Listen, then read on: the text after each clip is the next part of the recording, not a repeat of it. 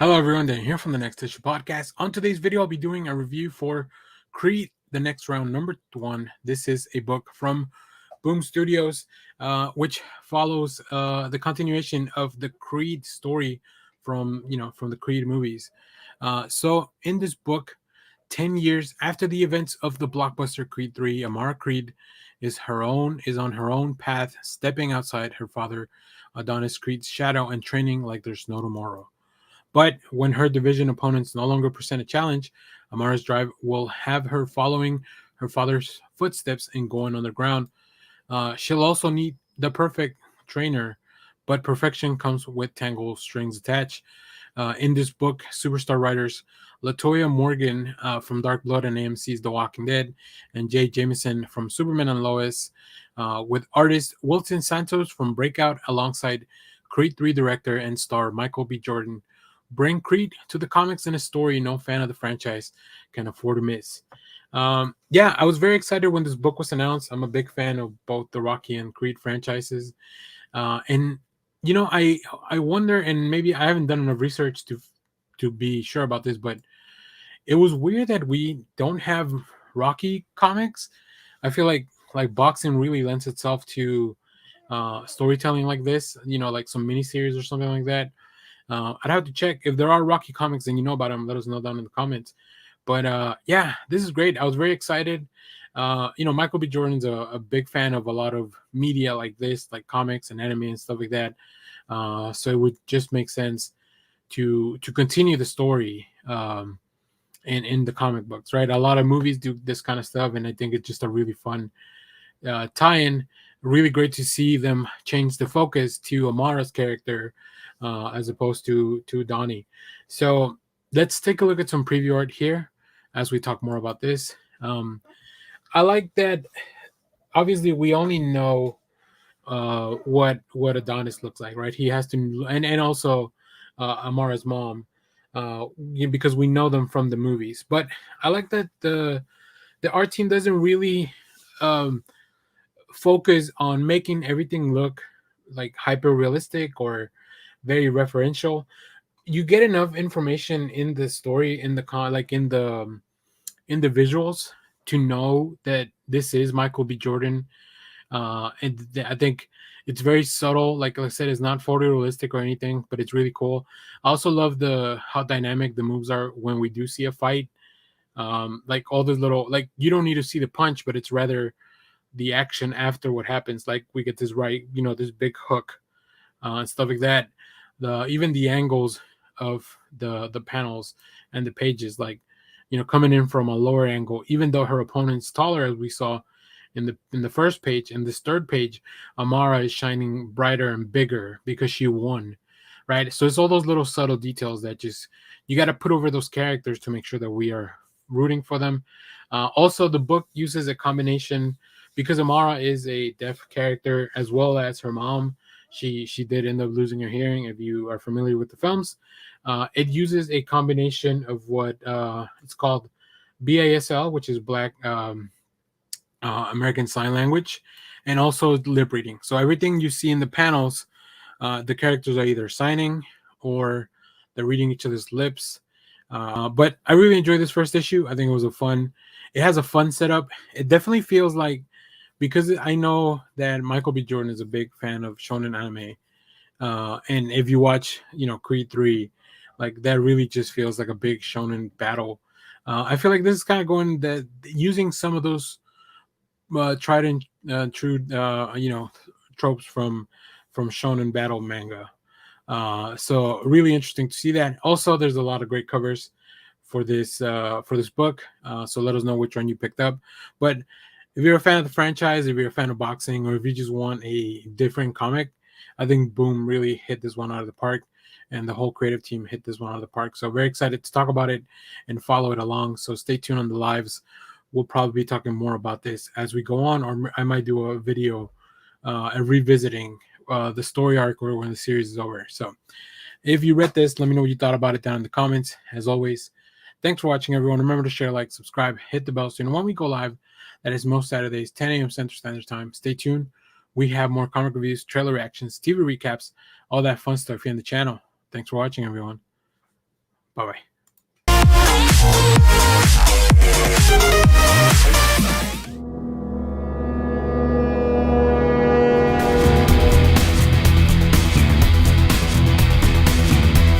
Hello everyone, Daniel here from the Next Issue Podcast. On today's video, we'll be doing a review for Justice League versus Godzilla versus Kong number 3. This is a new book from DC Comics and Legendary Comics. Let's take a look at the creative team before we get into this book. This book is written by Brian Buccellato with art by Christian Duce, Luis Guerrero on colors, letters by Richard Starkings and Jimmy Betancourt. Interesting to have 2 letters on a book. You don't often see that. So, in this issue, Legendary's Monsterverse devastates the DC universe. Superman and Godzilla have gone head-to-head with devastating consequences in Metropolis as the Justice League scrambles to protect their homes from the monsters. Supergirl encounters Kong on Skull Island, and Wonder Woman takes on a behemoth on Themyscira.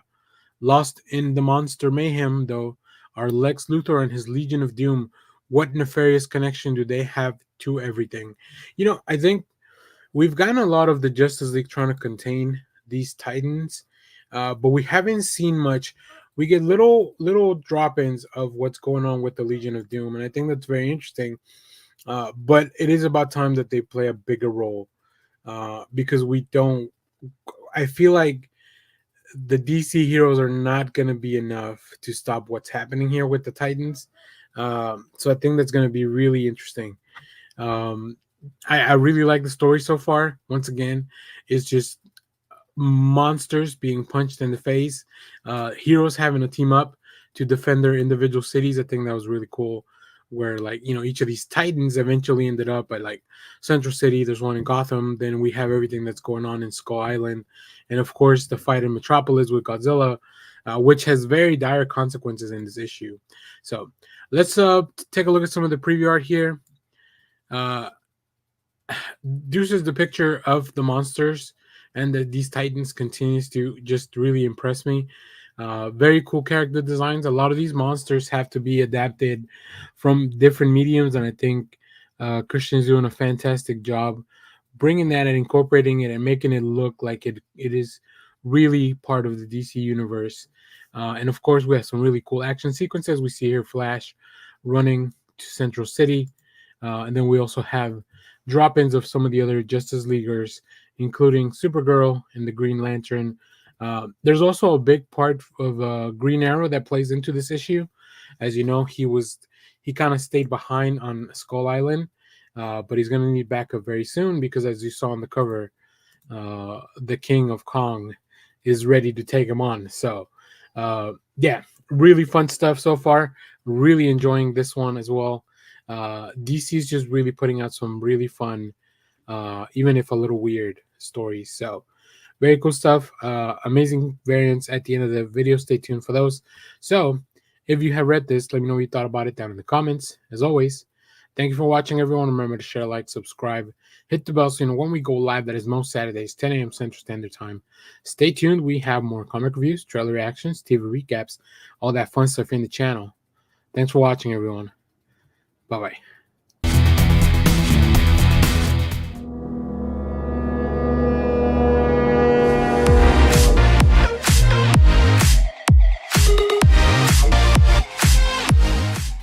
Hello everyone, Dan here from the Next Issue Podcast. On today's video, I'll be doing a review for Disney Villains Maleficent #1. This is a new book from DynamiteComics. Dynamite has been doing some of these Disney villain series.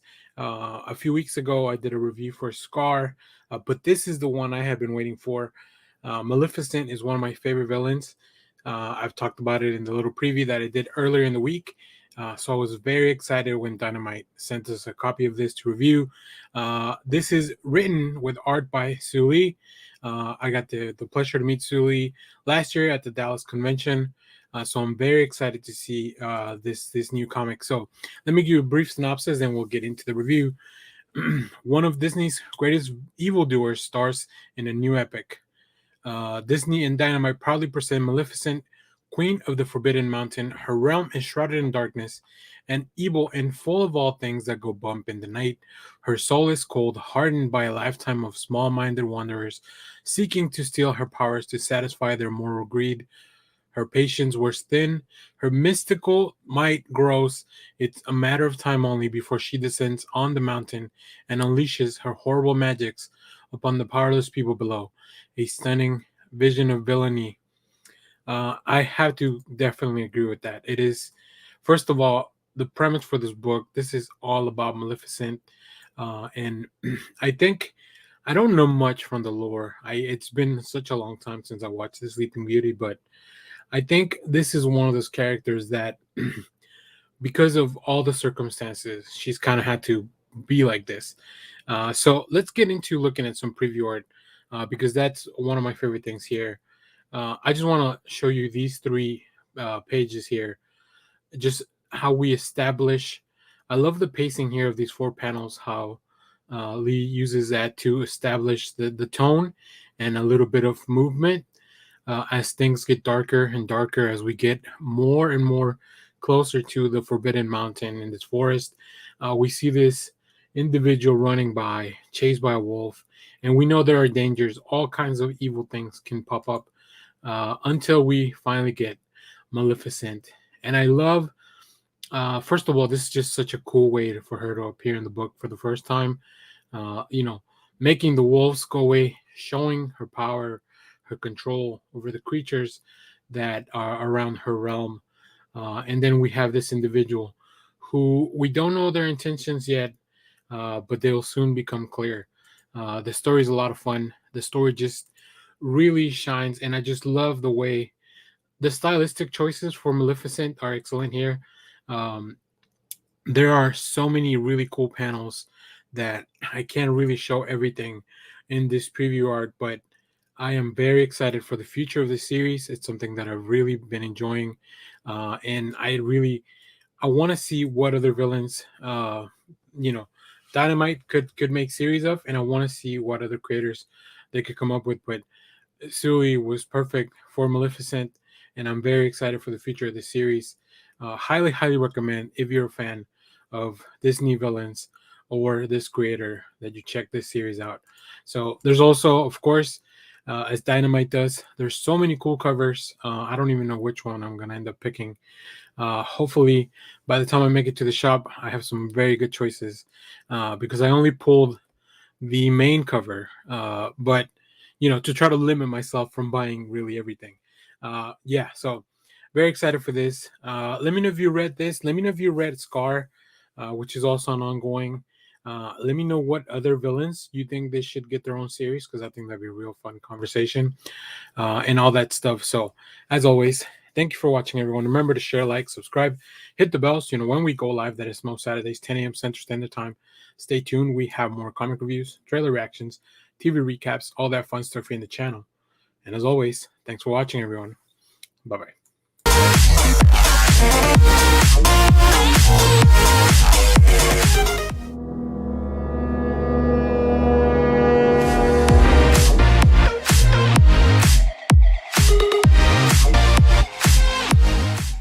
Hello everyone, Dan here from the Next Issue Podcast. On today's video, I'll be doing a review for Batman Gargoyle of Gotham #1.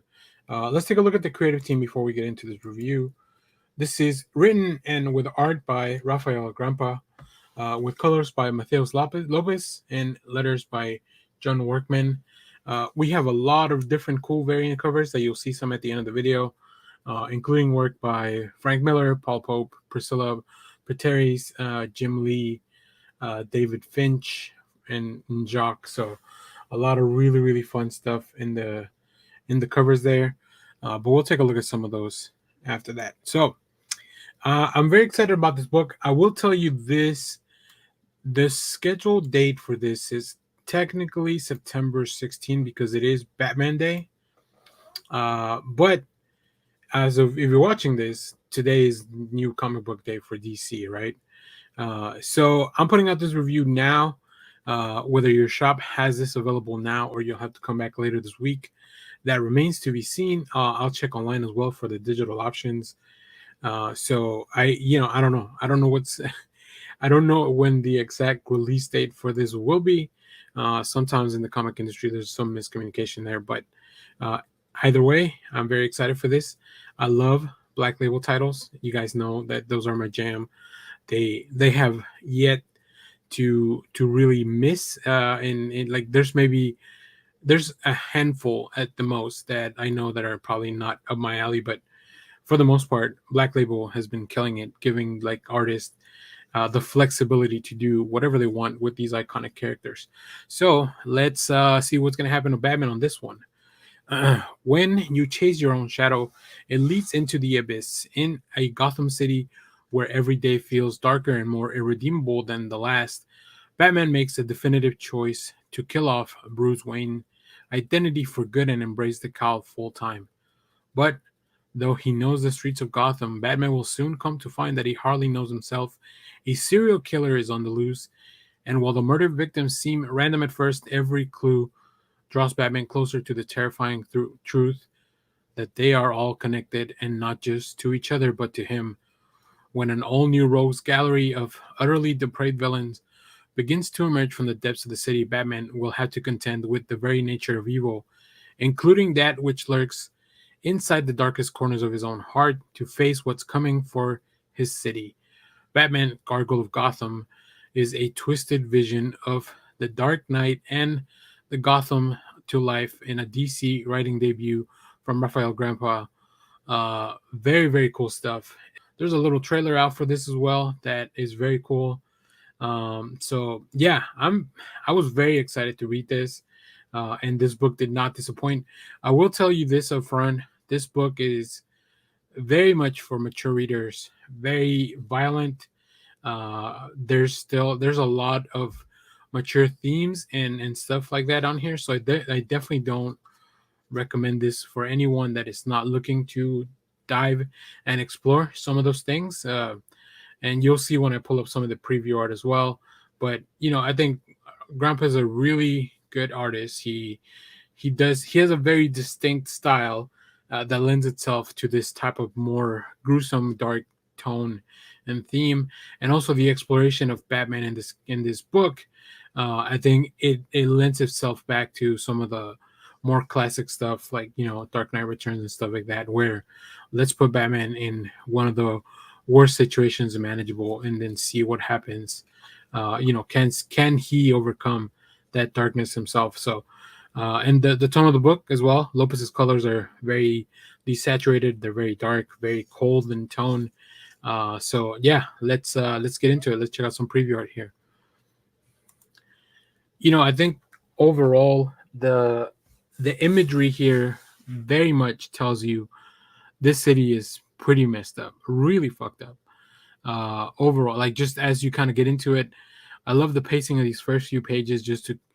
It feels like you're diving deeper and deeper into the underbelly of this darker version of Gotham City. So definitely, like I said, this is more mature. This is more. It's not a happy-go-lucky book. This is not a book where you'll see a Batman that will probably just overcome whatever without losing something of himself.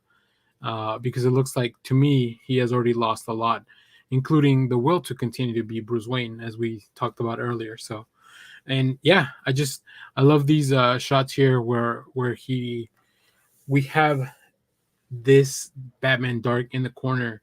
You only see the outline of him, like, just very cool, very dramatic. Also, the introduction of this new villain who is very much a dark reflection of Batman, right? I think not so much in the physical aspect of it, but just more in the motivation that he has. So I don't want to give too much away, but this one definitely it's something else. It's definitely more dark than I was expecting, more brooding, more violent, and even just the approach to Batman almost feels a little foreign to me. Like, this is an extreme version of Batman, like maybe the worst version of Batman that could be happening because of the way that the city's turned. So all that being said, I really enjoyed the first issue. I can't wait to keep reading more. The mystery definitely feels very David Fincher, very much like Seven or something like that, or Zodiac, which are things that are really like those are mysteries that have are quite entertaining and enjoyable for the right mood and the right time. And this just kind of hit the spot as we kind of prepare for that. So really cool stuff. I can't wait to check this out. First of all, physically, I think the art is going to pop even more in the physical format, but also just to see what other things people have to say about this, because I really think it's a really interesting approach and a really fun approach to exploring how we can really stretch out the character of Batman. So, all that being said, um, yeah, recommend it. Like if you're a Batman completionist, you know you're gonna pick this up. But I highly, highly recommend it. So, as always, thank you for watching, everyone. Remember to share, like, subscribe, hit the bell so you know when we go live. That is most Saturdays, 10 a.m. Central Standard Time. Stay tuned. We have more comic reviews, trailer reactions, TV recaps, all that fun stuff here in the channel. Thanks for watching, everyone. Bye.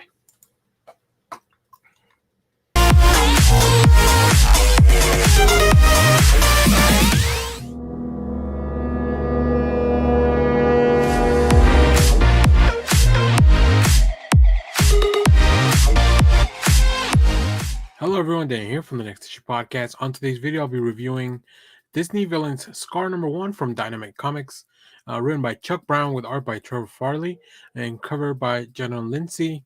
In this book, a startling new vision of Disney's greatest villains set within the world of The Lion King.